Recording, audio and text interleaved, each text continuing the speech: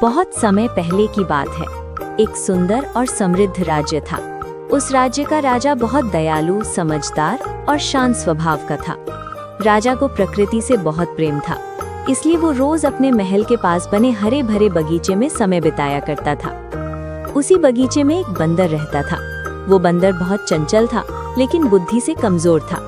राजा ने उस बंदर पर दया करके उसे अपने आसपास रहने की अनुमति दे दी थी। धीरे धीरे बंदर खुद को राजा का बहुत बड़ा मित्र समझने लगा। एक दिन दोपहर का समय था। हल्की हल्की ठंडी हवा चल रही थी। राजा बगीचे में रखे हुए पलंग पर आराम करने लेट गया।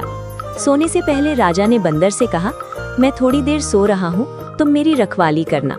ये सुनकर बंदर बहुत खुश हुआ। उसने मन ही मन सोचा कि आज वो साबित करेगा कि वो राजा का सबसे अच्छा मित्र है।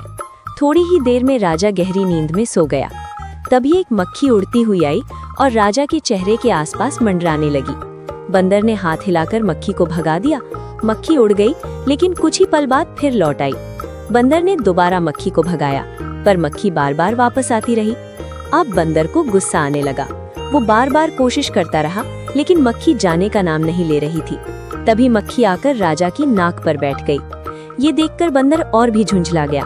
उसने सोचा कि अगर मक्खी नहीं हटेगी तो राजा की नींद खराब हो जाएगी। बिना सोचे समझे उसने एक तेज औजार उठाया और मक्खी को मारने की कोशिश की, लेकिन उसकी मूर्खता के कारण मक्खी तो उड़ गई और राजा की नाक को गंभीर नुकसान पहुंच गया।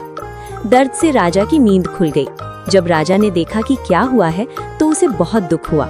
राजा समझ गया कि बंदर का इरादा बुरा नहीं था, लेकिन उसकी नासमझी ने बड़ा नुकसान कर दिया।